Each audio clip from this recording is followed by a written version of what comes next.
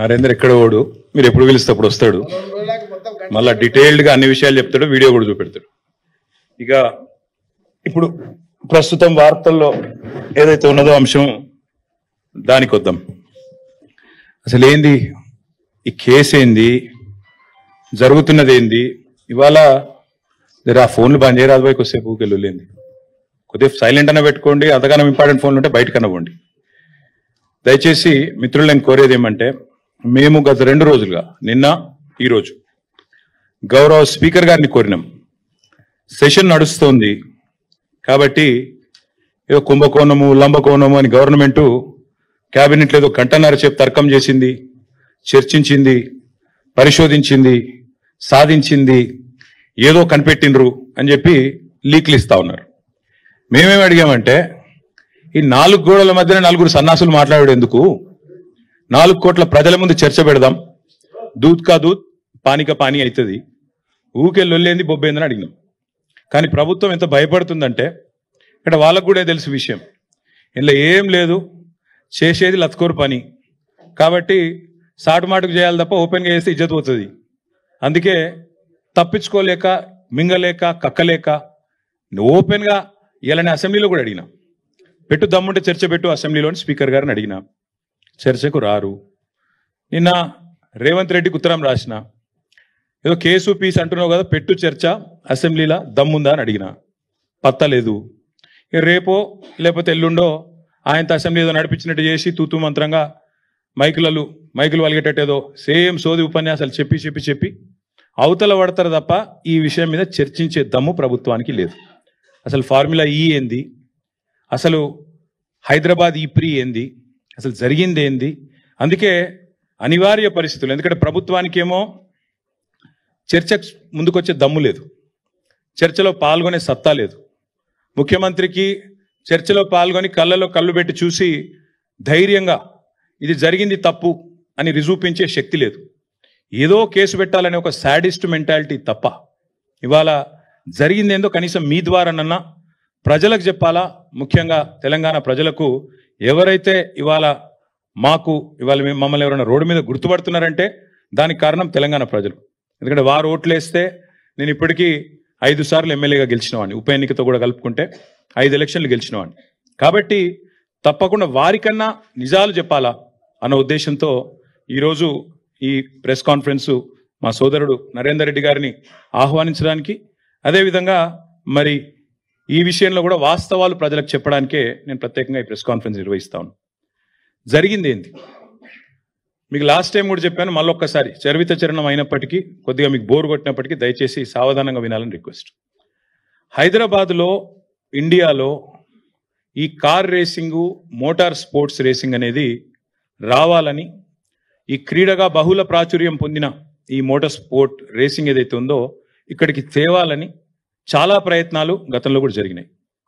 చంద్రబాబు నాయుడు గారు ముఖ్యమంత్రిగా ఉన్నప్పుడు 2001వ సంవత్సరంలో ఆనాడు ఫార్ములా 1 రేస్ని ఇక్కడికి తేవాలని, చాలామంది మిత్రులు కూడా మీడియాలో ఫార్ములా 1ని ఫార్ములా ఈని కలగాపులగం చేసి వాడుతున్నారు. దయచేసి అందుకే మీకు వివరంగా చెప్తాను. ఫార్ములా 1, 2, 3, 4 అవేమో regular internal combustion engines, ice engines అంటారు వాటితో జరిగే రేసులు. ఫార్ములా ఈ అంటే ఎలక్ట్రిక్ వాహనాలతో జరిగే రేసు ఫార్ములా ఈ. ఇవన్నీ కూడా FIA కిందికి వస్తాయి, ఫెడరేషన్ ఆఫ్ ఇంటర్నేషనల్ ఆటోమొబైల్స్ అని, దాని కిందికి వస్తాయి. ఎట్లయితే క్రికెట్లో మనకు BCCI, ICC 2 ఉంటాయి. BCCI అంటే Bharat cricket board of cricket control India, ICC అంటే ఇంటర్నేషనల్ క్రికెట్ కౌన్సిల్. అట్లాగే ఇందులో కూడా 2 అసోసియేషన్స్ ఉన్నాయి. ఒకటి FMSCI, federation of motor sports clubs India, same BCCI మాదిరిగా ఇండియాలో ఒకటి ఉంది. అదే మాదిరిగా మళ్ళీ ఇంటర్నేషనల్గా FIA, ఫెడరేషన్ ఇంటర్నేషనల్ ఆటోమొబైల్. ఆ FIA అనేది ఎపెక్స్ బాడీ, దాని కిందనే F1, F2, F3, F4, FE అంటే ఫార్ములా ఈ. ఈ రేస్లన్నీ కూడా వాళ్ళ కిందనే నడుస్తాయి. ఎప్పుడైతే చంద్రబాబు నాయుడు గారు 2001, 2, 3 ఆ ప్రాంతంలో ఈ బర్నీ ఎకెల్స్టోన్ అని ఆయన ఫార్ములా 1 యొక్క CEO, ఆయనని కలిసి మీరు హైదరాబాద్కి రండి, మీరు ఇక్కడ రేస్ పెట్టడానికి కావాల్సిన ఏర్పాట్లు నేను చేస్తాను ప్రభుత్వ పరంగా అని ప్రయత్నం ప్రారంభించారు. కానీ దురదృష్టం ఆ ప్రయత్నం ఫలవంతం కాలేదు ఫర్ వాట్ ఎవర్ రీజన్. అప్పటికి చంద్రబాబు నాయుడు గారు 2004లో ఓడిపోయారు, అది కూడా ఒక కారణం కావచ్చు. కానీ చంద్రబాబు నాయుడు గారు ఓడిపోక ముందే ఆయన ప్రభుత్వంలో ఉండంగానే ఇవాళ గోపన్పల్లి, మనకిప్పుడు ఫైనాన్షియల్ డిస్ట్రిక్ట్ పక్కనే ఉన్న ప్రాంతం గోపన్పల్లి, అక్కడ 580 ఎకరాల భూసేకరణకు నోటీసులు కూడా ఆనాడు ప్రభుత్వం ఇవ్వడం జరిగింది రెవెన్యూ డిపార్ట్మెంట్ ద్వారా. దేనికి? ఒక formula 1 race track, permanent track ఇండియాలో బిల్డ్ చేయాలి, దానికి హైదరాబాదే కేంద్రం కావాలి అనే కోరికతో ఆనాడు చంద్రబాబు నాయుడు గారి ప్రభుత్వం ఒక బలమైన ప్రయత్నం చేసింది. దురదృష్టం వారి ప్రభుత్వం పోయింది. ఆ తర్వాత వచ్చిన కాంగ్రెస్ ప్రభుత్వం వాళ్ళు దాన్ని పట్టించుకోలేదు. అట్లే ఆ రైతులు కూడా ఎవరైతే ఆ గోపన్పల్లిలో భూసేకరణ నోటీసులు రిసీవ్ చేసుకున్న వాళ్ళు ఉన్నారో వారు అప్పటి నుంచి ఇప్పటివరకు న్యాయ పోరాటం చేస్తూనే ఉన్నారు. ఆ రైతుల్లో ఒక ఆయన రేవంత్ రెడ్డి కూడా ఉన్నాడు. ఈరోజు ముఖ్యమంత్రిగా ఉన్న రేవంత్ రెడ్డికి కూడా అక్కడ 15 ఎకరాల భూమి ఉంది. సో ఇప్పుడు నేను చెప్పే స్టోరీ అంతా రేవంత్ రెడ్డికి కూడా ఎరికే. ఆయన గుంజుకున్నాడా లేకపోతే నిజంగానే రిజిస్టర్ చేసుకున్నాడా అది నాకు ఎరకలేదు. కానీ గోపనపల్లిలో భూమి ఉందని ఆయన అఫిడవిట్లో కూడా చూపెట్టిండు. ఎలక్షన్ అఫిడవిట్లో కూడా రేవంత్ రెడ్డి గారి ఎలక్షన్ అఫిడవిట్లో కూడా నాకు 15 ఎకరాల భూమి గోపనపల్లిలో ఎక్కడైతే ఫార్ములా 1 కోసం ఆనాటి అప్పటి తెలుగుదేశం ప్రభుత్వం భూసేకరణ నోటీసులు ఇచ్చిందో అందులో నాకు కూడా ఉన్నది అని చెప్పి రేవంత్ రెడ్డి గారు కూడా అఫిడవిట్లో, ఎలక్షన్ అఫిడవిట్లో కూడా మొన్న 2023 ఎలక్షన్ అఫిడవిట్లో కూడా డిక్లేర్ చేశారు. తదనంతరం ప్రయత్నాలు జరిగినాయి దేశంలో. ఈ F1 అనే రేసును తేవాలి, ఎందుకంటే చాలా విస్తృతమైన ప్రచారం కలిగిన బాగా పాపులర్ రేస్ F1. దాని చుట్టూ మర్చెండైజింగ్, దాని చుట్టూ కొన్ని సిటీల యొక్క గ్రోతే దాని చుట్టూ. మొనాకో అనే ఒక సిటీ ఉంటుంది, ఒక కంట్రీ కమ్ సిటీ. అది మొనాకో దగ్గర కంట్రీ వరల్డ్ ఫేమస్. అక్కడ పెద్ద పెద్ద వాళ్ళు ప్రపంచంలో ఉండే బిలియనీర్లు అందరూ దిగుతారు. అసలు ఆ మొనాకో అనే సిటీ వెలుగులోకి వచ్చిందే ఈ ఫార్ములా 1 రేస్ వల్ల. అట్లా ఒక ఫార్ములా 1 రేస్ని ప్రపంచవ్యాప్తంగా ఒక అంచనా ప్రకారం 200 కోట్ల పైచిలకు మంది చూస్తారు. 2 బిలియన్ ప్లస్ పీపుల్ చూస్తారు. అంత popular racing formula 1 racing. So మన దేశంలో కూడా ప్రయత్నాలు జరిగి చివరికి ఉత్తరప్రదేశ్లో అప్పుడు జేపీ గ్రూప్ అని ఉండేది, ఇప్పుడు కూడా ఉన్నట్టుంది, జయప్రకాష్ గ్రూప్. నోయిడాలో వారు ఒక ట్రాక్ కట్టారు, పెద్ద ట్రాక్ కట్టి ఆ ట్రాక్లో ఫార్ములా 1 వాళ్ళని ఒప్పించి మొత్తానికి ఉత్తరప్రదేశ్ నోయిడాలో డబ్బులు మేము పెడతాము అని చెప్పి 1700 కోట్ల రూపాయలు ఖర్చు చేసి, ఇది ఎప్పుడు నేను చెప్పేది 2009-10 ఆ ప్రాంతంలో 1700 కోట్ల రూపాయలు ఖర్చు చేసి ఆనాడు 2009, 10, 11, ఎందుకంటే ఒక రేస్ అనేది 1 సంవత్సరం కోసం జరగదు. రేస్ అనేది ఎప్పుడైనా కూడా ఒక 4 సంవత్సరాలు 3 సంవత్సరాలు సైనింగే. ఎందుకంటే ఒకటేసారి అట్లా వచ్చి ఇట్లా రేస్ చేసి వెళ్ళిపోవడానికి కాదు, ఉండదు. డెఫినెట్గా ఒకసారి దాన్ని ఏమంటారు క్యాలెండర్లోకి రావాలి, ప్రచారం జరగాలి. ఇప్పుడు నేను చెప్పాను అబుదాబి గ్రాండ్ ప్రీ ఉంటుంది, లాస్ వేగస్లో ఉంటుంది, తర్వాత సౌపాలోలో ఉంటుంది. ఇట్లా క్యాలెండర్ ఉంటుంది అనమాట. 12 నెలల్లో ప్రతి 2వ శనివారం ఏదో ఉంటుంది రేసు. అవన్నీ ముందే డిసైడ్ అయ్యి ఉంటాయి ఎక్కడెక్కడ రేస్ జరుగుతుంది అని చెప్తే మోటార్ స్పోర్ట్స్ ఎంతూజియాస్ అందరూ కూడా అయితే టీవీలో చూడడమో లేదా టికెట్లు కొనుక్కొని అక్కడ పోయి రేస్ చూడడమో ప్రత్యక్షంగా ఇవన్నీ జరుగుతూ ఉంటాయి. సో అట్లా ఉత్తరప్రదేశ్కి మొత్తానికి వాళ్ళు పట్టుకొచ్చారు, జేపీ గ్రూప్ వాళ్ళు పట్టుకొచ్చినారు. 3 సంవత్సరాలు జరిగింది race, 9, 10, 11. For whatever reason 3 సంవత్సరాల తర్వాత వాళ్ళకు ఫార్ములా 1 వాళ్ళు ఇక మళ్ళీ మేము రాము ఇండియాకి అని చెప్పి క్యాన్సిల్ చేసుకొని 11 తర్వాత వాళ్ళు వెళ్ళిపోయినారు. ఈ రీజన్స్ నాకు తెలియదు. కానీ దాదాపు అప్పట్లో జేపీ గ్రూపు, అక్కడ ఉత్తరప్రదేశ్ ప్రభుత్వము అందరు కలిసి ఖర్చు పెట్టిన అమౌంట్ 1500 నుంచి 1700 కోట్లు. 1500 నుంచి 1700 కోట్ల రూపాయలు ఆ రేస్ నిర్వహణ కోసం ఖర్చు పెట్టారు. సరే, అందులో కొంత రెవెన్యూ కూడా వచ్చి ఉంటుంది, వచ్చిన వాళ్ళు చూడడానికి, స్పాన్సర్స్, దానికి దీనికి కొంత రెవెన్యూ కూడా వచ్చి ఉంటుంది. తర్వాత ఇంకా మళ్ళీ భారతదేశంలో మోటార్ స్పోర్ట్స్ రేసులు ఆ స్థాయిలో ఎన్నడూ జరగలేదు, చిన్నవి జరుగుతుంటాయి. ఫార్ములా 4 రేస్ అని మొన్ననే చెన్నైలో జరిగింది. నిన్నగాక మొన్న మీరు చూసింటారు, అమిత్ షా గారు జమ్మూ కాశ్మీర్లో ఫార్ములా 4 రేస్ జరిగింది, ఇది గర్వకారణం భారతదేశానికి అని కూడా మొన్ననే ట్వీట్ చేశారు, చూసింటారు మీరు. అట్లాగే చెన్నైలో మొన్ననే అక్కడి ప్రభుత్వం, స్టాలిన్ గారు, వారి కుమారుడు డిప్యూటీ సీఎం ఉదయ్ స్టాలిన్ 42 కోట్లు ప్రభుత్వం నుంచి ఖర్చు పెట్టి ఫార్ములా 4 రేస్. ఫార్ములా 4 అంటే నిజంగా చెప్పాలంటే ఫుడ్ చైన్లో చాలా కింద ఉంటుంది. F1 తర్వాత F2 తర్వాత F3 తర్వాత F4 అలా. సో ఈ రకంగా ఈ రేసుల కోసం దేశవ్యాప్తంగా పోటీ ఎప్పటి నుంచో ఉంది. సో ఆ క్రమంలో గత 10, 11, 12 సంవత్సరాలుగా ఒక కొత్త ట్రెండ్ స్టార్ట్ అయింది. ఈరోజు మనం 2024 సంవత్సరంలో ఉన్నాం, ఇంకా 4 రోజులు అయితే 2025లో ఉంటాం.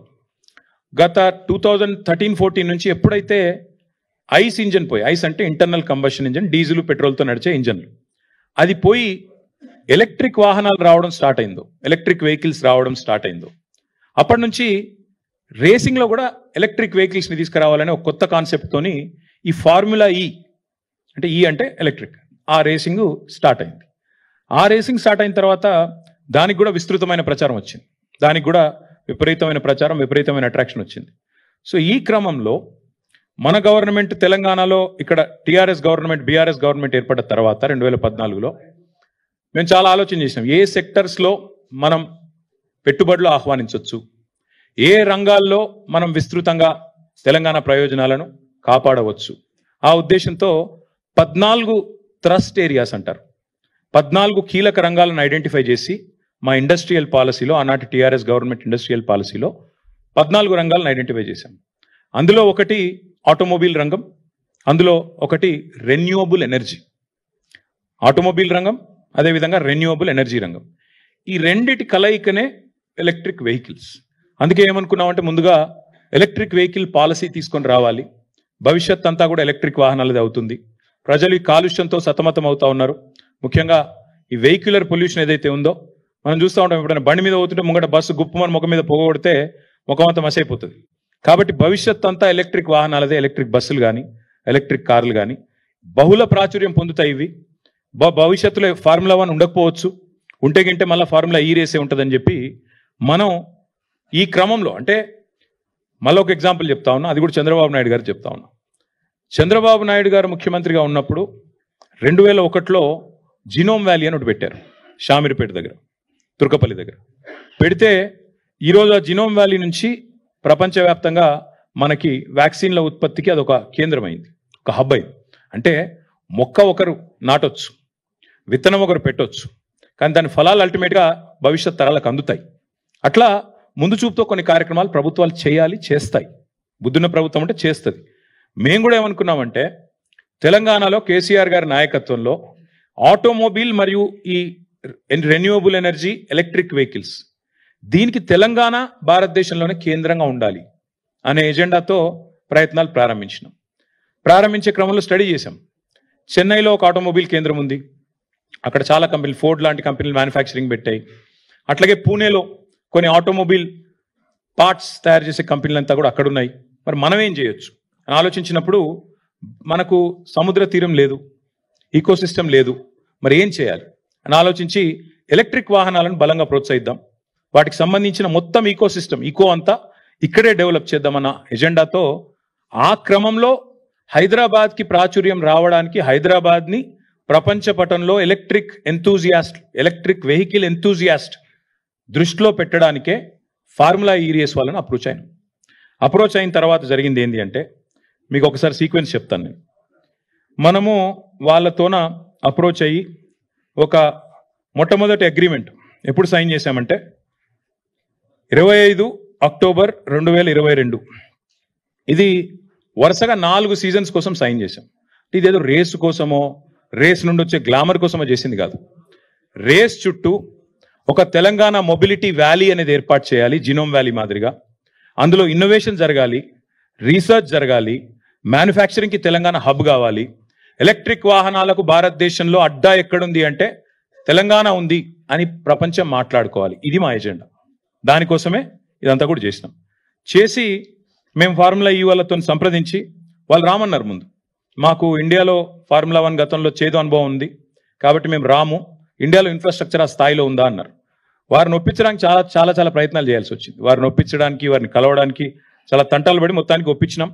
సియోల్ లాంటి నగరాలతో పోటీపడి సాధించి హైదరాబాద్కి, అంటే ఇది భారతదేశం యొక్క ఈవెంట్, ఇది ఒక హైదరాబాద్ ఈవెంటో తెలంగాణ ఈవెంటో కాదు. Formula E was coming to India and incidentally we were able to get that to our state and our city Hyderabad. 25/10/2022 రోజు మనం మొట్టమొదటిసారి వారితో ఒక అగ్రిమెంట్లోకి ఎంటర్ అయ్యాం. Between municipal administration department from government of Telangana and వాళ్ళ వైపు నుంచి ఫార్ములా ఈ వాళ్ళు, అదేవిధంగా ఒక ప్రమోటర్. ఎందుకంటే ఈ రేస్ జరపాలి అన్నప్పుడు కొంత ఖర్చు అవుతుంది. ఖర్చు అవుతున్నప్పుడు ప్రైవేటు వ్యక్తుల్ని భాగస్వాములు చేసి వాళ్ళకు కూడా అడ్వర్టైజింగ్ రైట్స్ ఇచ్చి, ఎందుకంటే 50 కోట్ల మంది చూసే రేసు ఫార్ములా ఈ, కాబట్టి వారికి కూడా ప్రాచుర్యం కలిగే విధంగా, వారికి కూడా లాభం కలిగే విధంగా అడ్వర్టైజింగ్లో చేయాలని చెప్పి అట్లా ప్లాన్ చేసి మొత్తానికి ఏఎస్ జెన్ అనే ఒక కంపెనీ, గ్రీన్ కో అనే కంపెనీ ఉంటుంది, దాని సబ్సిడరీ. వాళ్ళతోన మనం అగ్రిమెంట్ చేసుకున్నాం. మొత్తం అన్ని క్లియర్గా రాసుకున్నాం. అగ్రిమెంట్లో ఏం హేరాఫేరీ లేదు, ఏం నాకు అగ్రిమెంట్ కాపీ కూడా ఉంది, ఇంత ఉంది, అది అందులో అన్నీ ఉన్నాయి. ఒకవేళ గొడవ అయితే ఎడుకోవాలి, ఏ కోర్టుకోవాలి, ఏ ఆర్బిట్రేటర్ కోవాలి, అవన్నీ కూడా అలా రాసుకున్నాం. రాసుకొని ఇది 22 అక్టోబర్లో మనకు ఒప్పందం అయింది. 23 జనవరిలో 23 ఫిబ్రవరి 10 అప్పుడు రేస్ కూడా బ్రహ్మాండంగా కండక్ట్ చేశాం. ఒక రేస్ అంటే కేవలం ఆ ఒక్కరోజు కోసం జరిగిన రేస్ కాదు, దాని చుట్టూ ఆ వారం అంతా కూడా మొబిలిటీ వీక్ అని సెలబ్రేట్ చేశాం. అందులో ఇన్వెస్ట్మెంట్లు అనౌన్స్ చేశాం. హ్యుండై 1400 కోట్లు, అమర్ రాజా బ్యాటరీస్ 9500 కోట్లు, ఇంకా చాలా ఇప్పుడు నాకు గుర్తులేవు కానీ చాలా ఎలక్ట్రిక్ కంపెనీలు వచ్చినాయి. ఆనంద్ మహీంద్రా గారు వచ్చారు. Mahindra racing was a part of it. Anand Mahindra గారు కూడా చాలా గర్వంగా చాలా గొప్పగా ట్వీట్ చేసినారు, అసలు అద్భుతమైన రేసు మనం ఇక్కడ జరగడం అనేది మనందరికీ ఆనందదాయకం అని.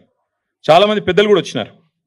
ఇది కేంద్ర మంత్రి కిషన్ రెడ్డి గారు రేస్కి వచ్చి ఆయన మాట్లాడిన మాట మన ఒక స్థానిక తెలుగు ఛానల్తో పూర్తిగా కేంద్ర ప్రభుత్వ సహకారంతో ఈ రేస్ జరుగుతోంది అని కొంత క్రెడిట్ కొట్టేసే ప్రయత్నం కూడా చేశారు. ఏ పాత్ర లేదు, మను లేదు, కానీ కొంత క్రెడిట్ కొట్టేసే ప్రయత్నం కూడా చేశారు. అనురాగ్ ఠాకూర్ గారు ఆయన వచ్చినాడు. ఆయన కూడా వచ్చి ప్రైజులు కూడా ఇచ్చారు. ఆయన ఇది అనురాగ్ ఠాకూర్ గారు, అప్పుడు ఆయన కేంద్ర క్రీడల శాఖ మంత్రి. ఇక ఆనంద్ మహీంద్రా గారు, ఇప్పుడే నేను చెప్పాను, Mahindra racing was a part of it. Mahindra group Anand Mahindra గారు చైర్మన్ అండ్ సిఇఓ, వారు కూడా వచ్చారు. వారి రేసింగ్ టీం కూడా పాల్గొన్నది. వారితో పాటు ఇంకా చాలా మంది ప్రముఖ నటులు, చాలా మంది పెద్ద పెద్ద వాళ్ళు, పాపులర్ పర్సన్స్ చాలా మంది వచ్చారు. సచిన్ తెందుల్కర్ గారు, అదేవిధంగా వారితో పాటు చాలా మంది స్పోర్టింగ్ లెజెండ్స్ కూడా వారితో పాటు బాంబే నుంచి ఇతర ప్రాంతాల నుంచి వచ్చారు. అదేవిధంగా ఇక ప్రపంచవ్యాప్తంగా వీళ్ళంతా పాపులర్ డ్రైవర్స్, చాలా చాలా సూపర్ స్టార్లు. ఇప్పుడు మనకు అర్థం కాదు ఈ స్పోర్ట్, కానీ అర్థమైన వాళ్ళకి తెలుస్తుంది. ఇప్పుడు మనకి ఇక్కడ రామ్ చరణ్లు, షారుఖ్ ఖాన్లు ఎట్లనో అక్కడ వాళ్ళకు కూడా ఆ స్పోర్ట్ తెలిసిన వాళ్ళకి, ఆ క్రీడ తెలిసిన వాళ్ళకి వీళ్ళందరూ సూపర్ స్టార్లు. అదేవిధంగా చాలా మంది యాక్టర్లు, రాజకీయ దిగ్గజాలు, మన ఇంకా చంద్రబాబు నాయుడు గారి డాటర్ ఇన్ లా బ్రాహ్మణి గారు, ఇంకా చాలా మంది హైదరాబాద్లోని హూ ఇస్ హూ అందరు కూడా అటెండ్ అయ్యారు ఈ ఈవెంట్ మొత్తం కూడా ఫిబ్రవరి 23లో. అయితే ఈ రేసును ప్రమోట్ చేయడానికి మేము ఏ ఎఫర్ట్ కూడా వదిలిపెట్టలేదు. ఇది బాంబేలో గేట్వే ఆఫ్ ఇండియా కాడ ఆ రేస్ కార్ను డిస్ప్లే చేస్తూ దీనికి పబ్లిసిటీ ఇవ్వడానికి, బాంబే నుంచి కూడా విజిటర్స్ని అట్రాక్ట్ చేయడానికి అక్కడ పెడితే మహారాష్ట్ర ముఖ్యమంత్రి ఏక్నాథ్ షిండే, అప్పుడు కేంద్ర ఉపరితల రవాణా శాఖ మంత్రి నితిన్ గడ్కరీ గారు, వారందరూ కూడా వచ్చి ఈ రేస్ మా దగ్గర పెట్టాలి బాంబేలా, మీరు ఎట్లా కొట్టుకపోయినరు అని ఆ రోజు వాళ్ళతో మైక్లనే లొల్లి కూడా పెట్టుకున్నారు. నెక్స్ట్ ఇయర్ మా దగ్గర పెట్టాలని చెప్పి కూడా అడిగారు.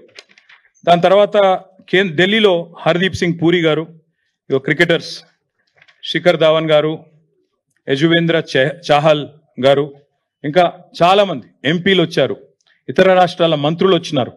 ఇదంతా కూడా జరిగిన తర్వాత మనకు రేసు ఫిబ్రవరి 2023లో రేస్ జరిగింది. రేస్ జరిగిన తర్వాత దీనివల్ల అసలు హైదరాబాద్కి ఏం లాభం అయింది? ఎందుకంటే అడుగుతారు కదా సహజంగా. ఆ రోజు మొదటి రేస్కి ప్రభుత్వం వైపు నుంచి మనం పెట్టిన ఖర్చు మొత్తం హెచ్ఎండిఏ పెట్టింది. ఎందుకంటే హెచ్ఎండిఏ యాక్ట్లో చాలా స్పష్టంగా ఉంది. హెచ్ఎండిఏ చట్టంలో ఏం రాసింది అంటే, హైదరాబాద్లో జరిగే ఏ లీజర్ యాక్టివిటీ అయినా, ఏ రిక్రియేషన్ యాక్టివిటీ అయినా దాన్ని ప్రమోట్ చేయడానికి హెచ్ఎండిఏకి పూర్తి అధికారం ఉంది. హెచ్ఎండిఏ యొక్క చైర్మన్ ముఖ్యమంత్రి గారు, హెచ్ఎండిఏ యొక్క వైస్ చైర్మన్ మున్సిపల్ మంత్రిగా ఆ రోజు నేనున్నాను. కాబట్టి హెచ్ఎండిఏ నుంచి ఒక 30-35 కోట్లు ఏదో ఖర్చు పెట్టినట్టు, నాకు ఎగ్జాక్ట్ నెంబర్ గుర్తులేదు, సబ్జెక్ట్ టు కరెక్షన్, 30-35 కోట్లు ఏదో ఖర్చు పెట్టాము. ఆ ప్రమోటర్ ఎవరైతే ఉండేనో, స్పాన్సర్ గ్రీన్ కో, ఆయన దాదాపు 100-110 కోట్లు ఆయన ఖర్చు పెట్టారు. ఏం లాభం వచ్చింది మరి హైదరాబాద్కి అని చెప్పి మాకు ఫిబ్రవరిలో రేస్ అయిన తర్వాత, మాకు నిజానికి మేము చేయలేదు ఈ స్టడీ, కొత్త సిటీలో రేస్ అయిన తర్వాత ఏం జరిగింది అని చెప్పి నెల్సన్ అనే ఒక సంస్థ వాళ్ళు అధ్యయనం చేశారు. అధ్యయనం చేసి వాళ్ళు ఇచ్చిన రిపోర్ట్, ఇంత పెద్ద రిపోర్ట్ ఉంది, మీరు అందరికీ కూడా కాపీస్ ఇస్తాను, దయచేసి చూడండి. ఇది నా కవిత్వం కాదు, నెల్సన్ అనే సంస్థ ఇంటర్నేషనల్ ఏజెన్సీ. ఇదేదో హైదరాబాద్లో అమీర్పేటలోనో లేకపోతే ఢిల్లీలో సిపిలోనో ఉండేది కాదు. ఇది నిజంగా కూడా ఒక రెప్యూటెడ్ ఇంటర్నేషనల్ ఏజెన్సీ.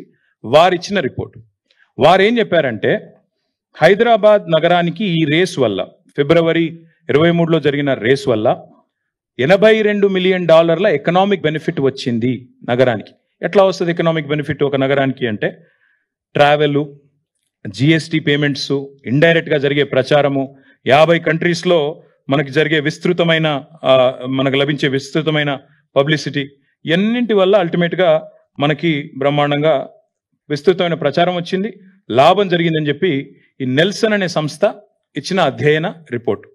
సో జరిగిన ఖర్చు మొత్తం కలిపి ప్రైవేట్ ఆయన పెట్టింది 100-110 కోట్లు, మన ప్రభుత్వం ఆనాడు హెచ్ఎండిఏ రూపంలో పెట్టింది 35-40 కోట్లు, పెట్టిన ఖర్చు మొత్తం 150 కోట్లు అయితే $82 మిలియన్ లాభం జరిగింది అని చెప్పి నెల్సన్ రిపోర్ట్ చెప్పింది. అంటే అర్థం ఏంటి?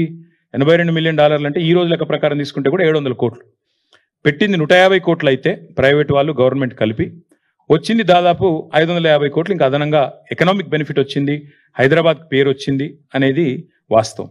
అయితే ఇక్కడ ఏం జరిగింది అంటే హైదరాబాద్ పేరు వచ్చింది కానీ ఆ ప్రమోటర్ ఆయన గ్రీన్ కో అంటే ఆయన నాకు పైసలు రాలేదు, ఎందుకంటే హైదరాబాద్ పేరు వచ్చింది, మీ సిటీకి పేరు వచ్చింది, మీ గవర్నమెంట్కి పేరు వచ్చింది, నాకు పడతలు కాలేదు, ఇక్కడ నేను 110 కోట్లు ఖర్చు పెట్టినా అనుకున్నంత రాలేదు, కాబట్టి నేను వెనకకు పోతున్నా, నేను నెక్స్ట్ ఇయర్ నేను చేయలేను, మీరు ఎవరినైనా వేరే వాళ్ళను చూసుకోండి స్పాన్సరు అని చెప్పి వారు చెప్పినారు. చెప్పిన తర్వాత ఏమైంది, మేము ఇక 2023 was a busy year for us. ఎందుకంటే ఒకవైపు ఎలక్షన్లు, ఇంకోవైపు ఎలక్షన్ రన్అప్లో చేయాల్సిన చాలా కార్యక్రమాలు ఇవన్నీ ఉంటాయి కదా. సో ఆ క్రమంలో మేమున్నాం. జూన్ మాసం కల్లా అప్పుడు ఇంకా ప్రమోటర్ బ్యాక్అవుట్ అయింది. నాకు ఒక్క నిమిషం మీకు క్లియర్గా చెప్తాను. వీళ్ళు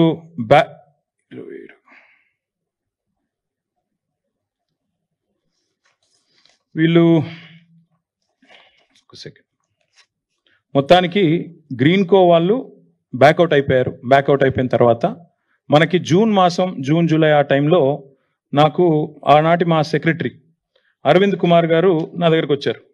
వచ్చి సార్ మరి నెక్స్ట్ ఇయర్ రేస్, ఎందుకంటే 4 సంవత్సరాలకు మనం సైన్ చేసాం అగ్రిమెంట్, మనం గవర్నమెంట్తో వాళ్ళ అగ్రిమెంట్ 4 సంవత్సరాలకు ఉంది, మరి ప్రమోటర్ బ్యాక్అవుట్ అయ్యాడు, ఎట్లా ఏం చేయమంటారు అన్నారు.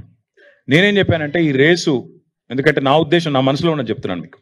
నా ఆలోచన ఏముండే అంటే అల్టిమేట్గా ఎలక్ట్రిక్ వెహికల్స్ తెలంగాణ హబ్ కావాలి అంటే మేము చాలా కాన్ఫిడెంట్గా ఉంటాం, మళ్ళీ గవర్నమెంట్ మనదే వస్తుంది తప్పకుండా. మనం 2వ సంవత్సరంలో కాకపోతే 3వ 4వ సంవత్సరంలో అల్టిమేట్గా ఎలాన్ మస్క్ లాంటి పట్టుకొని రావాలా, పట్టుకొచ్చి హైదరాబాద్ని తెలంగాణని షోకేస్ చేసి మనం టెస్లా కూడా అవసరమైతే భవిష్యత్తులో ఇక్కడికే వచ్చేటట్టు చేయాలి, ఎందుకంటే వాళ్ళకు కూడా ఇండియా ప్లాన్స్ ఉన్నాయి. ఈవెంట్ చుట్టూ అట్లా ప్రపంచం దృష్టిని ఆకర్షించాలనేది మా ప్రయత్నం.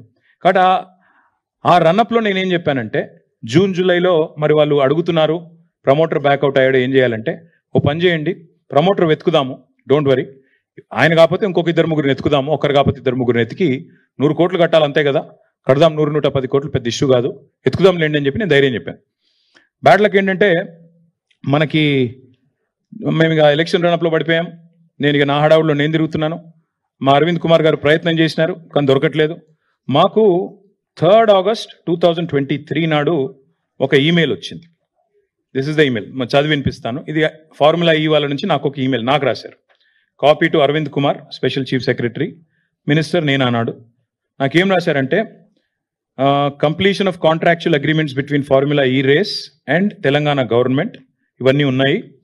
నేను ఏం రాస్తారంటే ఆయన, first of all having followed the recent news I'd like to send my admiration on how government of Telangana has navigated challenging situation etcetera etcetera. I'm reaching out to you as I feel compelled అంటూ ఆయన డబ్బులు మనం ఇంకా ప్రమోటర్ని ఎత్తుకలేకపోయాము, ఒక స్పాన్సర్ని ఎత్తుకలేకపోయాము, కాబట్టి ఇది 3 August అని చెప్పి నెక్స్ట్ ఇయర్ మీరు కనుక నెక్స్ట్ ఇయర్ క్యాలెండర్లో మీరు ఉండాలనుకుంటే ఆయన చెప్పింది ఏమంటే 16 ఆగస్ట్ లోపల మీరు దయచేసి మాకు చెప్పండి మీకు కావాలా వద్దా అని చెప్పి వారు ఇవన్నీ కూడా కాపీస్ మీకు ఇస్తాను. నా దగ్గర ఇలా దాచడానికి ఏం లేదు, మీకు అన్ని కాపీస్ ఇస్తాను, దయచేసి మీరు చూసుకోండి.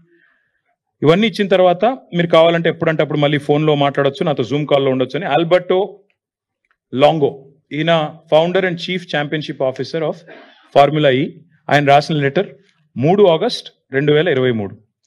దాని తర్వాత మాకు ఇక అప్పుడు ఉన్న ఎలక్షన్ రడప్లో నేనున్నాను.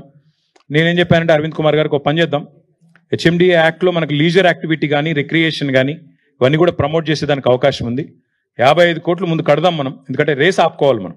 ఇంపార్టెంట్ పాయింట్ ఏంటంటే ఇక్కడ రేస్ మన దగ్గర ఉండాలి, పోనీయద్దు.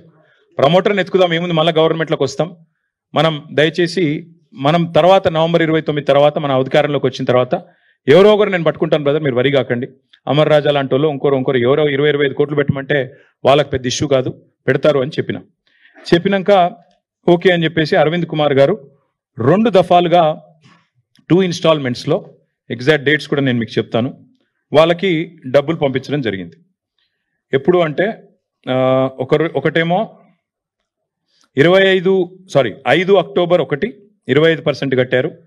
తర్వాత అక్టోబర్ 11 2023 మొత్తం కలిపి నాకేమైందంటే అప్పుడు నేను నా హడావుడిలో తిరుగుతున్నాను కాబట్టి వారు మాకు అది పంపించారు.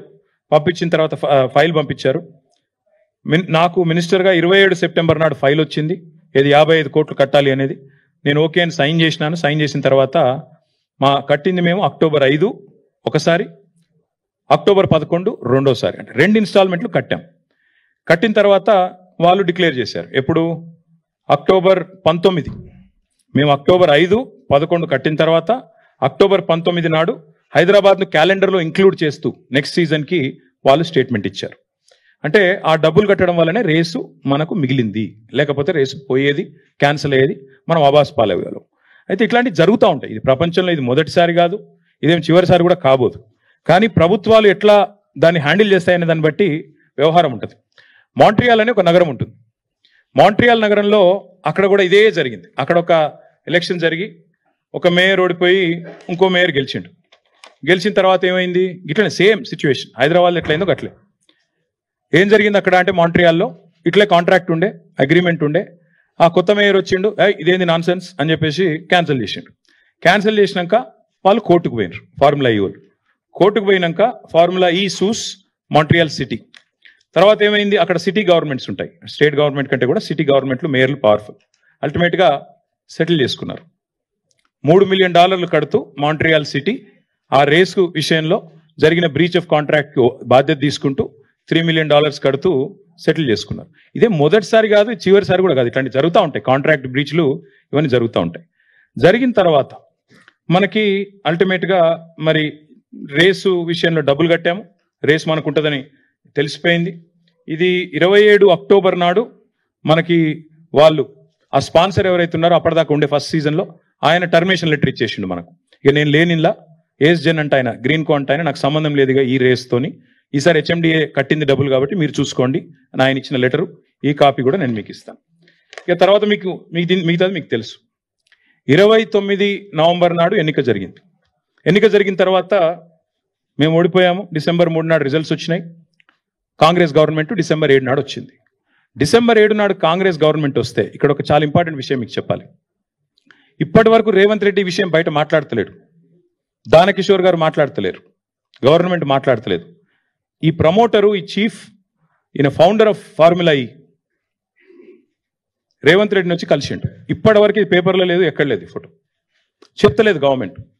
ఇది 13 డిసెంబర్, అంటే వీళ్ళు గవర్నమెంట్కి వచ్చింది 7 డిసెంబర్ అయితే 13 డిసెంబర్ నాడు ఆయన వచ్చి రేవంత్ రెడ్డిని కలిసిండు.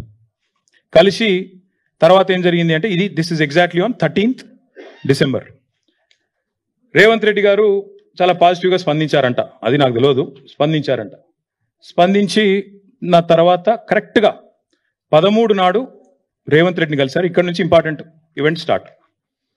ఇది 19 నాడు ఎవరైతే రేవంత్ రెడ్డిని కలిసిండో ఆల్బర్టో, ఆయన co founder and chief championship officer, ఆయన కూడా ఈ దానకిషోర్ గారు కూడా మీటింగ్లో ఉన్నారు. ఆల్బర్టో రేవంత్ రెడ్డి గారిని కలిసినప్పుడు దానకిషోర్ గారు కూడా ఆ మీటింగ్లో ఉన్నారు, ఫోటోలో లేరు, మీటింగ్లో ఉన్నారు. ఇది దానకిషోర్ గారికి ఆల్బర్టో 19 డిసెంబర్ నాడు రాసిన లేఖ, email.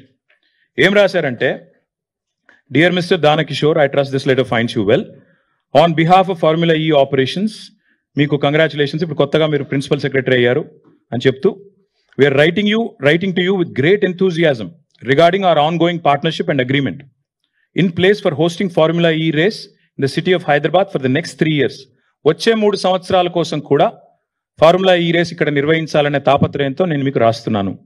We value the collaborative spirit that has defined our relationship thus far and look forward to building on the lasting positive impact which 2023 Hyderabad E-Prix has created. ఇక ఇనాగరల్ ఎడిషన్ 31,000 మంది వచ్చారు, దాదాపు 190 కంట్రీస్లో చాలా మంది చూశారు అని చెప్తూ, నెల్సన్ అనే సంస్థ $83 మిలియన్, ఇదంతా కూడా మీకు ఇస్తాను, మీకు అన్ని కూడా షేర్ చేస్తాను, మీరు చూసుకోవచ్చు. $83 మిలియన్ లాభం జరిగిందని చెప్పి రాశారు అని రాస్తూ, ఇక్కడ నుంచి important.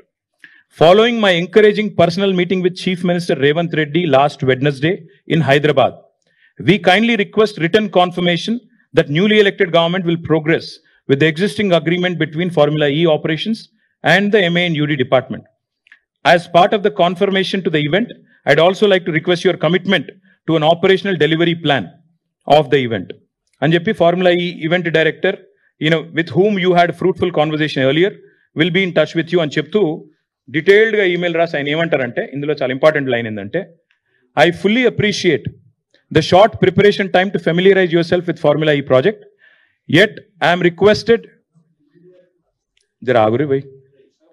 required to request the receipt of a letter of confirmation of the event commitment by no later than 21st December 2023, close of business India time. 19 రోజు 13 రోజు ముఖ్యమంత్రిని కలిసిండు, 19 రోజు ఈమెయిల్ చేసిండు ఆయనకి, దానకిషోర్కి. ఇది ఏది కూడా ఇప్పటివరకు గవర్నమెంట్ బయట చెప్పట్లేదు. ఈ గవర్నమెంట్ ఎట్లా చెప్తుందంటే అసలు ఏం జరగనే లేదు, ఉత్తరం అయిపోయింది, ఏదో దోపిడీ జరిపింది అన్నట్టు మాట్లాడుతున్నారు. 19 రోజు ఉత్తరం రాశారు, రాసి క్లియర్గా అడిగినారు, ఇది మీరు మరి చేస్తారా రేసు, మీరు ఎంకరేజింగ్ ఉండే రేవంత్ రెడ్డి గారితో మీటింగు, కానీ మరి చేస్తారా లేదా మరి చెప్పగలరు, 21 డిసెంబర్ ఈవినింగ్ కల్లా చెప్పాలి మీరు, ఎందుకంటే లేకపోతే మాకుండే రోల్స్ మాకున్నాయి, మాకుండే ఇబ్బందులు మాకున్నాయి అని చెప్పారు.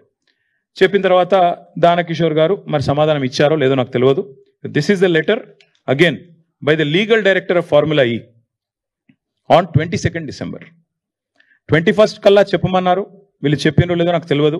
22nd నాడు వాళ్ళ లీగల్ డైరెక్టర్ ఫార్ములా ఈ వాళ్ళ లీగల్ డైరెక్టర్ దానకిషోర్ గారికి ఉత్తరం రాసిండ్రు. ఏమని, this letter is sent, basically terminate చేస్తున్నాం, బ్రీచ్ జరిగింది, కాంట్రాక్ట్ బ్రీచ్ జరిగింది, మీరు పైసలు కట్టలేదు కాబట్టి మరి dear Danakishore, following our letter dated 19th December which content requirements still unaddressed from your side, FEO has no option but to formally notify you pursuant to section 23.1 of the schedule 2 of the agreement that MA and UD department is in material breach of our agreement due to failure to pay a significant amount of fees.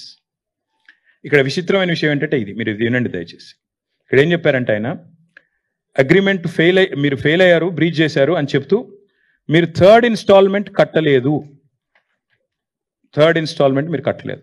అంటే మొదటి 2 ఇన్స్టాల్మెంట్లు ఏదైతే మనం పంపామో 5 October 11 October ఇందాక నేను చెప్పిన 55 కోట్లు అవి ముట్టినాయి, ఆ పైసలు మా దగ్గరికి వచ్చినాయి, కానీ థర్డ్ ఇన్స్టాల్మెంట్ మీరు కట్టలేదు.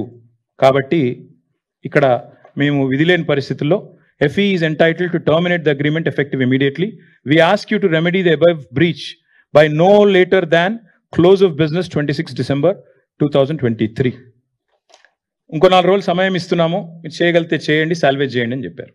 కానీ వీళ్ళు చేయలేదు. ఇక్కడ ఇంపార్టెంట్ పాయింట్ ఏంటంటే చాలా స్పష్టంగా వాళ్ళు రాసింది, లీగల్ డైరెక్టర్ రాసిన లెటర్ ఇది దానకిషోర్కి. 2 ఇన్స్టాల్మెంట్లు ముట్టినాయి పైసలు, 3వ ఇన్స్టాల్మెంట్ పైసలు మీరు కడతలేరు కాబట్టి బ్రీచ్ చేస్తున్నారు. అంటే 55 కోట్లు ఇటు పోయినాయి అటు పోయినాయి, అందులోకెళ్ళి వీళ్ళు తీసుకున్నారు, ఇన్లేలు పెట్టినారు, ఆన్లైన్లు పెట్టిన అనేది సన్నాసి మాటలు మాట్లాడుతున్నారో అంతా ఫాల్తూ మాటలు, లత్కోర్ మాటలు అని స్పష్టంగా ఫార్ములా ఈ వాళ్ళ లీగల్ డైరెక్టరు మన సెక్రటరీ గారికి, మన MANUD సెక్రటరీ గారికి పంపిన లేఖ. ఇక దాంతోపాటు ఇక్కడ ఇంపార్టెంట్ పాయింట్ ఏంటంటే, ఇక్కడ మనకి ఇది ఇంకా ఇంపార్టెంట్. ఇందాక నేను చెప్పాను మీకు BCCI, ICC, అట్లాగే ఇక్కడ కూడా FMSCI, FIA అని ఉంటాయి. వీళ్ళకి డబ్బులు కట్టడంతో పాటు ICCకి BCCI కూడా ఏదైనా ఈవెంట్ అప్పుడు ఎట్లయితే ఇప్పుడు IPL వాళ్ళు కూడా BCCIకి డబ్బులు కట్టాలి, అట్లాగే ఫార్ములా ఈ రేస్ ఇక్కడ అవుతున్నప్పుడు మనం కూడా వీళ్ళు కూడా వాళ్ళకి డబ్బులు కట్టాలి, FMSCIకి FIAకి డబ్బులు కట్టాలి, కొంత లైసెన్స్ అగ్రిమెంట్ అని ఉంటుంది. దానికి ఒక 74 లక్షల రూపాయలు కట్టారు. కట్టిన తర్వాత విచిత్రం ఏంటంటే, ఎప్పుడైతే రేస్ క్యాన్సిల్ అయిపోయిందో, ఇది మీరు చూడాలి, ఇది ఎప్పుడైతే రేస్ క్యాన్సిల్ అయిపోయిన తర్వాత FIA వాళ్ళు అంటే ఫెడరేషన్ ఆఫ్ ఇంటర్నేషనల్ ఆటోమొబైల్ వాళ్ళు ఆ డబ్బులు FMSCIకి పంపించేసారు. రేస్ క్యాన్సిల్ అయింది, ఈ పైసలు మాకు అవసరం లేదు అని చెప్పి 74 లక్షల రూపాయలు లేకపోతే ఏదో మొత్తం అమౌంట్ కరెక్ట్లీ నాట్ నోన్ పంపించిగో ఆ ఈమెయిల్ ఇది FIA నుంచి FMSCIకి పైసలు పంపించేసారు వాపస్. Federation of motor sports club in ఇండియాకు పైసలు కూడా వాపస్ ఇచ్చారు. వీళ్ళు ఇప్పటికి 20 సార్లు దానకిషోర్ గారిని అడుగుతున్నారు, బాబు ఈ పైసలు వాపస్ తీసుకో, మీ డబ్బులు మీరు వాపస్ తీసుకోండి అని అడుగుతున్నారు. వీళ్ళు సమాధానం లేదు. ఎందుకు ఇదంతా ఎందుకు అంటే వీళ్ళ ఎజెండా ఒకటే, ఏదో జరిగింది. ఏం జరిగింది ఇందులో? నాకు నిజంగా బిగ్గెస్ట్ జోక్ ఎక్కడ అనిపిస్తుంది అంటే, ఏసీబీ కేసు అట. ఇలా కరప్షన్ ఎక్కడ ఉంది ఇప్పుడు మీరు చెప్పండి నాకు. 55 కోట్లు మనం కట్టినాం. కట్టిన డబ్బులు వాళ్ళకు ముట్టినాయని వాళ్ళు చెప్తున్నారు. లైసెన్స్ డబ్బులు వాళ్ళు వాపస్ ఇచ్చినామని వాళ్ళే చెప్తున్నారు. ఇది ఏది కూడా గవర్నమెంట్ బయట పెడతలేదు. ఇవన్నీ దాచి దొంగ కేసు పెట్టి ఏదో జరిగింది నేరం, ఏదో అన్యాయం జరిగింది అని బట్టగాల్చి మీదేసే ఒక లత్కోర్ ప్రయత్నం రేవంత్ రెడ్డి ప్రభుత్వం చేస్తున్నది. ఇది మా వాళ్ళకు తెలవాలి. ముఖ్యంగా మా తెలంగాణ ప్రజలు ఎవరైతే సోదరులు ఎవరైతే మమ్మల్ని గెలిపించినరో, ఎవరైతే ఇవాళ మమ్మల్ని ప్రధాన ప్రతిపక్షంగా కూర్చోబెట్టినరో వాళ్ళకి తెలవాలి. See let me ask you, you guys should know this. This is a straight forward equation. HMDA account Indian overseas బ్యాంక్లో ఉంది. అందులోకి వెళ్ళి డైరెక్ట్గా డబ్బులు ట్రాన్స్ఫర్ అయినాయి, తబాదలు అయినాయి. ఇండియన్ ఓవర్సీస్ బ్యాంక్ అనేది నేషనలైజ్డ్ బ్యాంక్, అదేం ప్రైవేట్ బ్యాంక్ కాదు, చిన్న చిత్క బ్యాంక్ కాదు. వాళ్ళు ఏది చేసినా వాళ్ళు 100 ట్రాన్స్ఫర్లు చేస్తారు. ఆర్బీఐ, ఇంకో బీఐ, అన్ని బీఐల పర్మిషన్లు తీసుకునే చేస్తారు. డబ్బులు హెచ్ఎండిఏ, మాకు హెచ్ఎండిఏ యాక్ట్ ఎంపవర్స్ అస్. మున్సిపల్ అడ్మినిస్ట్రేషన్ డిపార్ట్మెంట్తో అగ్రిమెంట్ ఉండింది. డబ్బులు పంపాము, డబ్బులు ముట్టినాయని అక్కడ ఆయన చెప్తున్నాడు. తర్వాత లైసెన్స్ ఫీజు కూడా వాళ్ళు క్యాన్సిల్ అయినాక వాళ్ళు వాపస్, ఇప్పుడు ఎవరి వల్ల క్యాన్సిల్ అయిందో కనబడుతూనే ఉంది మీకు. వీళ్ళు చేతగాంతనం వల్ల వీళ్ళకి స్పోర్ట్ అర్థం కాదు, వీళ్ళకి కాన్సెప్ట్ తెలియదు కాబట్టి వీళ్ళ తెలివి తక్కువతనం వల్ల రేస్ పోయింది. పోయిన తర్వాత ఇవాళ నిజంగా చెప్పాలంటే ఎవరైనా కేసు ఎవరి మీద పెట్టాలండి? రేవంత్ రెడ్డి గారి మీద కేసు పెట్టాలి. ఎందుకు? ఒక ఇంత అద్భుతమైన రేస్ను హైదరాబాద్ కాకుండా చేసి, ఇండియాకు కాకుండా చేసి, ఇండియాను ప్రపంచవ్యాప్తంగా బదనాం చేసినందుకు, ఇజ్జత్ తీసినందుకు ఆయన మీద కేసు పెట్టాలి. నేను ఊరికే అంటలేను. మీరు చూడండి, ఇగో this is report, international report again. దీని క్యాన్సిలేషన్ వల్ల ప్రపంచవ్యాప్తంగా మనకు సిగ్గు. It is a shameful thing. ఇండియాకి జరిగే నష్టం ఇది. మోటార్ స్పోర్టింగ్లో మళ్ళీ కూడా నమ్మడు వీళ్ళను. It's an indelible mark. ఇది మంచిది కాదు వీళ్ళకి అని చెప్పి రేసర్లు, రేస్ డ్రైవర్లు వాళ్ళందరూ మాట్లాడిన మాట. నేను అనేదల్లా నాకు అర్థం కాదు. ఇంకొక మాట కూడా చెప్పాలి చివరిగా, చాలా ఇంపార్టెంట్ ఇది. సరే కేసు వీళ్ళేదో పెట్టిరు, ఇవాళ ఎఫ్ఐఆర్ పెట్టిండ్రు. ఫార్ములా ఈవోలు కూడా ఏం చేసినారు తెలుసా? ఇక వాళ్ళు కూడా కేసు వేసారు. ఎందుకంటే ఒరిజినల్ అగ్రిమెంట్లో ఏముంది? ఏం డిస్ప్యూట్ వచ్చినా ఆర్బిట్రేషన్ కోవాలని ఉంది. అందుకే వాళ్ళు ఏం చేసిండ్రు, వీళ్ళు ఇంటర్నేషనల్ చేంబర్ ఆఫ్ కామర్స్, అక్కడ వాళ్ళు ఆల్రెడీ ఆర్బిట్రేషన్ కూడా ఫార్ములా ఈకి ఎంఐఎన్యూడి డిపార్ట్మెంట్ మధ్యన జరుగుతున్న ఈ తగాదా తెలుసండి. ఎట్లా అయితే మాంట్రియాల్కి సంబంధించి ఇందాక నేను చెప్పాను మీకు, మాంట్రియాల్ ఇది మీరు చూడండి. మాంట్రియాల్లో కూడా ఇట్లే రేస్ క్యాన్సిల్ అయింది. క్యాన్సిల్ అయినాక మరి ఫార్ములా ఈ వాళ్ళతో లిటిగేషన్ పోయినరు. ఆఖరికి $3 million లిటిగేషన్ సెటిల్ అయింది. అట్లాగే సెటిల్ చేయాలన్న ఉద్దేశంతో హరీష్ సాల్వే అనే ఒక ప్రముఖ లాయర్ ఉంటారు. ఆ లాయర్ని పెట్టుకొని వీళ్ళు లండన్ నుంచి వీళ్ళు ఈ ఆర్బిట్రేషన్ ప్రొసీడింగ్స్ కూడా వీళ్ళు స్టార్ట్ చేశారు. ఇది ఏది చెప్తలేదు ప్రభుత్వం. ఫార్ములా ఈ వీళ్ళ మీద కేసు పెట్టింది చెప్తలేరు, పైసలు అడుగుతుందో చెప్తలేరు, ఎందుకు రేసు పోయిందో చెప్తలేరు, ఆ పైసలు నిక్షేపంగా ఉన్నాయి, మొదటి 2 ఇన్స్టాల్మెంట్లు అక్కడనే వాళ్ళ దగ్గర ముట్టినాయి అని వాళ్ళు పంపిన రిసీట్లు చూపెడతలేరు. 3వ ఇన్స్టాల్మెంట్ మీరు కట్టలేదు కాబట్టి రేస్ క్యాన్సిల్ అవుతుందని చెప్తలేరు. ఆఖరికి FMSCI దగ్గర వచ్చిన పైసలు, వాపస్ వచ్చిన పైసలు అవి తీసుకుంటందుకు కూడా వీళ్ళు ముందుకు వస్తలేరు. This is the fact of the matter. ఇలా ఇప్పుడు కరప్షన్ ఎక్కడుంది, కాకరకాయ ఎక్కడుంది, కేసు ఎక్కడిది, మన్ను ఎక్కడిది, నాకైతే అర్థమైతలేదు. ఇక మీకేమైనా అర్థమైతే నాకు తెలియదు. కానీ ఇలా ACB అట. ACB అంటే ఏంటంటే యాంటీ కరప్షన్ బ్యూరో. కరప్షన్ లేనప్పుడు ACB ఎడికి వస్తుంది? ఏం కేసు ఇది? అసలు మెడకాయ మీద తలకాయ నోడు పెడతాడా ఈ కేసు? అసలు ఎవడన్నా దివానాగాడు తప్ప, హౌలగాడు తప్ప ఎవడన్నా పెడతాడా ఈ కేసు? అందుకే అంటున్నా, ఇలా కన్ఫ్యూజ్ అయ్యేది లేదు, ఏం లేదు. రేవంత్ రెడ్డి చేసే మరొక లత్కోరు ప్రయత్నం మాత్రమే ఇది. నరేందర్ మీద, లగచర్ల రైతుల మీద మొన్న చేసిండు. సరే 37 రోజులు కొట్లాడి 37వ రోజు ఇలా మా సోదరుడు బయటకు వచ్చిండు. మా మీద కూడా కేసులు పెట్టి సతాయిస్తా అనుకుంటే నేను ఒకటే చెప్తున్నా రేవంత్ రెడ్డికి, మేము ఒక ఉద్యమ నాయకుడి బిడ్డలం, ఉద్యమ నాయకుడి సైనికులం. ఏనాటికైనా చెప్తున్నా రేవంత్ రెడ్డి, నీలాంటి చిల్లరగాళ్ళ కేసులకు, నీ లత్కోరు పనులకు భయపడేటోడు ఎవడు లేడు. నువ్వు మా ఇంటికి కూడా వీకలేవు, అది కూడా చెప్తున్నాను. నువ్వేం చేసుకుంటావో చేసుకో, భయపడేటోడు లేడు. లీగల్గానే కొట్లాడతాం, అది కూడా చెప్తున్నాను. ఇప్పుడు నేను చెప్పిన ప్రతిదీ మీకు ఇస్తా, కాపీలు చూసుకోండి. రేపు ACB అడిగితే వాళ్ళకదే ఇస్తా, పోలీసు వాళ్ళు అడిగితే వాళ్ళకదే ఇస్తా, కోర్టులో కూడా గివే ఇస్తా. బరాబర్ చెప్తున్నా, నేను తప్పు చేయలేదు కాబట్టి నాకు ఆత్మవిశ్వాసం ఎక్కువ, ఆత్మస్థైర్యం ఎక్కువ. ఏ తప్పు చేయకపోయినా కేసు పెడతా అంటే పెట్టుకో, తప్పకుండా ప్రజలు అన్నీ కూడా అధ్యయనం చేస్తారు, అన్నీ కూడా అర్థం చేసుకుంటారు. మా ఎంబడి ఎందుకు పడుతున్నావు మాకు తెలుసు, మీకు తెలుసు. అమృత్ స్కామ్ గురించి మాట్లాడబడితిమి, మూసి లూటీ గురించి మాట్లాడబడితిమి. మరి మీరు చేస్తున్న అరాచకాలు, మీ అన్నదమ్ములు ఇవాళ అదానీ గారి సిమెంట్ ప్లాంట్ కోసం కొడంగల్లో చేస్తున్న అరాచకాలను ఢిల్లీ స్థాయిలో ఎక్స్పోజ్ చేస్తుమి. నీ అదానితో మీ వాళ్ళు అంటగాగుతున్న విధానం, మీ సీక్రెట్ మీటింగ్లు బయట పెడితిమి కోహినూరు హోటల్లా. ఇవన్నీ చూసినాక సహజంగానే నీకు కొంత కడుపుమంట ఉంటుంది. మేము అర్థం చేసుకోగలుగుతా నీ బాధ. కానీ ఇక్కడ భయపడేటోడు ఎవడు లేడు. నువ్వేం చేసుకుంటావో చేసుకో, తప్పకుండా నేను అడుగుతా ఉన్నా. ఇవన్నీ నేను చూపెట్టిన అన్ని కూడా these are all subject to scrutiny. మీరు you can scrutinise all of these, you can reach out to Formula E. మీరు ఎవరెవరిని కలవదలుచుకుంటే, ఎవరెవరిని అడగదలుచుకుంటే వారిని అడగండి. తప్పకుండా మేము హైదరాబాద్ బ్రాండ్ ఇమేజ్ పెంచేదానికి, తెలంగాణ బ్రాండ్ ఇమేజ్ పెంచేదానికి, తెలంగాణను ప్రపంచ పటంలో ఎలక్ట్రిక్ వెహికల్స్ రంగంలో పెట్టడానికి చేసిన ఒక ప్రయత్నం ఈ ఫార్ములా ఈ రేస్ అనేది. అందులో ఒక చిన్న అంకం. దానికి 55 కోట్లు అనేది పెద్ద ముచ్చట కాదు, పెద్ద లెక్క కాదు. కాబట్టి దాన్ని ఏదో భూతద్దంలో పెట్టి ఇల్లేదో కుంభకోణం జరిగిందంటే నేను మళ్ళీ చెప్తున్నా, ఆ 55 కోట్లు ముట్టినాయి, మా దగ్గర ఉన్నాయి అని ఫార్ములా ఈ వాళ్ళు నీకు ఉత్తరం రాసిండ్రు. ఆ లెటర్ నిమ్మంగటి ఉంది, మీకు ఇస్తాను. అందులో లైసెన్స్ ఫీజు కూడా వాపస్ పంపి తీసుకో, నువ్వు వాపస్ 74 లక్షలు 75 లక్షలు అని చెప్పి FMSCI వాళ్ళు నీ గవర్నమెంట్ అడుగుతా ఉన్నారు, నీ సెక్రటరీని అడుగుతున్నారు. అది కూడా మీరు చెప్తలేరు.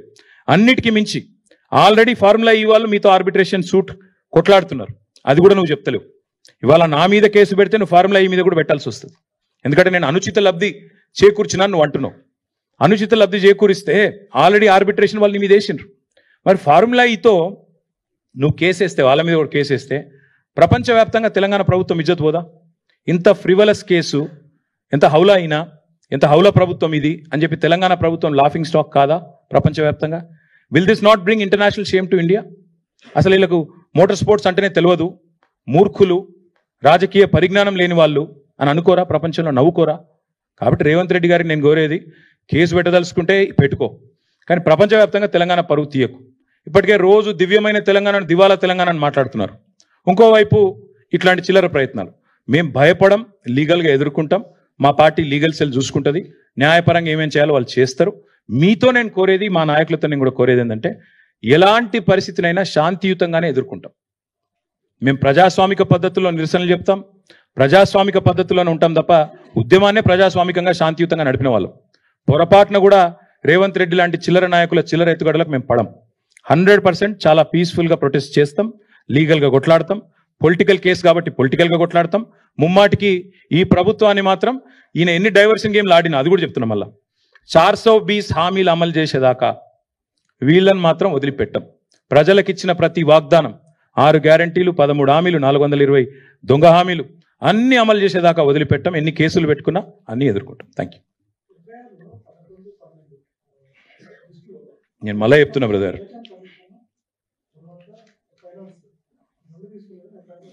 బ్రదర్, ఎఫ్ఐఆర్ సంగతి లీగల్గా చూసుకుంటాం. నేను నీ కేసు గురించి చెప్పిన, అసలు ఏసీబీ కేసు పెట్టే అర్హత లేదని నేను అంటున్నా. కరప్షనే లేకపోతే యాంటీ కరప్షన్ ఎక్కడదా? ఎఫ్ఐఆర్ ఎక్కడిది? ఖచ్చితంగా ఏం చేయాలో లీగల్గా చూసుకుంటాం. నేను ఎఫ్ఐఆర్లో తుపాతులు, నేను లాయర్ కాదు. అదే చెప్తున్నా బ్రదర్, ఈ లీకు వీరులు, ఒకప్పుడు గ్రీకు వీరుడు అనే పాట ఉండేది, అట్లా ఇప్పుడు రేవంత్ రెడ్డి అంటే ఆయన లీకు వీరుడు. సీదా అసెంబ్లీలో మాట్లాడదాం రారాబాయ్ అంటే రాడు. ఒక మంత్రికి దమ్ము లేదు, దద్దమ్మలంతా మాట్లాడమని రేపు ఉండగా అసెంబ్లీ పెట్టమను. ఇప్పుడు నేను చెప్పింది తప్పు అయితే రేపు అసెంబ్లీలో చర్చ పెట్టమను. అంతపాటి సిపాయిలు అయితే, నిజంగానే నేను చెప్పింది తప్పు అయితే రేపు అసెంబ్లీ ఉంది కదా, పెట్టమను. అసెంబ్లీలో చర్చ పెట్టమను. వీళ్ళందరికీ ఇప్పుడు నేను వాస్తవాలు చూపెడతాను, వాళ్ళ వాస్తవాలు ఏందో వాళ్ళు చెప్పను. ఇప్పుడు ఆడ 4 గోడల మధ్యలో మాట్లాడు ఎందుకండి? 4 కోట్ల మంది ప్రజల ముందు మాట్లాడదాం. ఏం స్కామ్, మన స్కామ్ మాట్లాడదాం. బ్రదర్ నేను మళ్ళీ చెప్తున్నా, మనం సగం కట్టినాం వాళ్ళకు, 55 కోట్లు ఏదో కట్టినాం, 55 ఎంతనో కట్టినాం. నాకు సరిగ్గా యాదకి లేదు, సంవత్సరం కింద ముచ్చట. ఇక లాస్ట్ 1 ఇయర్ అంతా కొట్లాటనే కదా, మీరే చూస్తారు కదా. సరిగ్గా పేపర్లు అన్నీ ఉన్నాయి కదా, పేపర్లు అన్నీ ఉన్నాయి, కాగితాలు అన్నీ ఉన్నాయి, పైసలు ఎన్ని పోయినాయి, ఎన్ని ఆడ ముట్టినాయి, లెక్కపత్రం ఒక్కొక్క అనా పైసతో సహా ఉంటుంది. ఎట్లా పోతుంది? మిగతాది ఇంకా కట్టాలి అన్నారు. 50% కట్టిరు, 50% కట్టాలి అన్నారు. ఆ లెక్క ప్రకారం మేబీ అనదర్ 50-55 crores ఉండొచ్చు.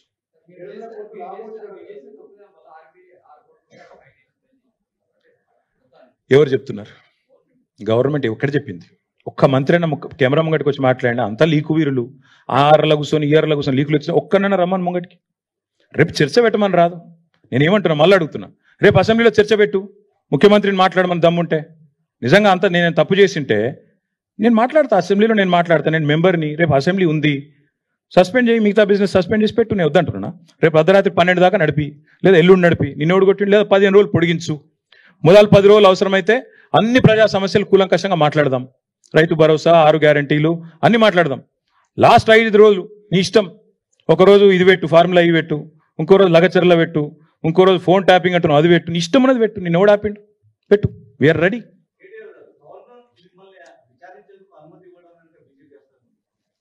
బ్రదర్ నేను ఒకటి మాత్రం పక్కా చెప్తున్నా, ఇందులో మరి ఆయనకి ఏం చెప్పినరో నాకు తెలియదు. ఆయన కూడా ఇట్లా ఏమైనా గోల్మాల్ చేయొచ్చు. ఇప్పుడు ఇవన్నీ ఈ డాక్యుమెంట్లు పబ్లిక్ డొమైన్లో లేవు. ఇవన్నీ గవర్నర్ గారికి ఇచ్చితే మేబీ ఆయన కూడా పునరాలోచిస్తుండేమో, నాకు తెలియదు. ఇప్పుడు నేను లేనిది నేను అనకూడదు. గవర్నర్ గారిని అనవసరంగా నేను ఆయనకు ఉద్దేశాలు ఆపాదించడం కరెక్ట్ కాదు. ఆయనకు కూడా దొంగ మాటలు చెప్పి ఒప్పించిర్రేమో.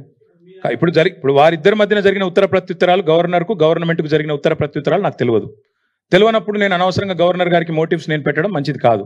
కానీ ఒకటి మాత్రం పక్క, ఇవన్నీ కూడా ప్రభుత్వం దాస్తా వచ్చింది ఈ రోజు దాకా. ఫార్ములా ఈతో జరిగిన ఉత్తర ప్రత్యుత్తరాలు, పైసలు ముట్టిన రిసీట్లు, ఇవన్నీ కూడా నేరం జరిగిపోయింది, దొంగతనం జరిగింది అనేది డ్రామా ఆడుతుండ్రో ఇలా నేను బయట పెట్టినా. ఇప్పుడు నేను చెప్పింది తప్పైతే let chief minister hold discussion tomorrow in assembly. Brother ఇవాళ ఎఫ్ఐఆర్ అయిందట, ఒక నిమిషం, ఎఫ్ఐఆర్ అయిందట. ఇప్పుడు నేను గింత చెప్పినాక కూడా మెడకాయ మీద తలకాయ ఉన్నోడైతే గింత చెప్పినాక లెంపలేసుకున్నారే తప్పు జరిగింది అని చెప్పి సపడే కూకోవాలి. ఇక నేను బుద్ధి తక్కువని, నేను ఎవరినైతే వాడిని అరెస్ట్ చేస్తా, ఎల్ఎన్టీ సిఎఫ్ఓని కూడా అరెస్ట్ చేస్తా, ఆయన కేవలం ఒక మాట అన్నాడు కాబట్టి నాకు నచ్చలేదు కాబట్టి నేను అరెస్ట్ చేస్తా అనే మూర్ఖులతో ఏం మాట్లాడతాం? నేను ఒకటే చెప్తున్నా బ్రదర్, లీగల్గా నేనే తప్పు చేయలేదు, నాకు గుండె ధైర్యం ఉంది, నేనే తప్పు చేయలేదు. ఇప్పుడు మళ్ళీ దాని కాయిదాలు నేను చూపెడుతున్నా. కరప్షన్ లేదు, కాకరకాయ లేదని చెప్తున్నా. ఇది ఏసీబీ అనేది అసలు వాళ్ళకి అర్హత కూడా లేదు ఇందులో ఉండడానికి. Anti corruption bureau has no right to be a part of this investigation because there is no corruption. If there is no corruption, where is anti-corruption bureau? That's my question. So therefore, all I'm saying is, we'll face it legally. Whatever it is, we'll face it legally and politically. Thank you. It's all I'm over there.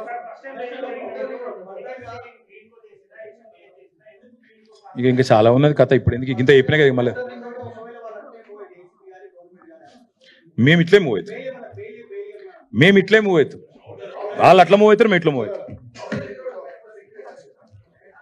దమ్ముంటే చేతనైతే రేవంత్ రెడ్డి అనేటోడు మొగోడైతే ముందు ORR first ఆ tender cancel చేయమనండి, first అది cancel చేయమనండి, ఆ తర్వాత విచారణ చేయమనండి. రేవంత్ రెడ్డి మొగోడైతే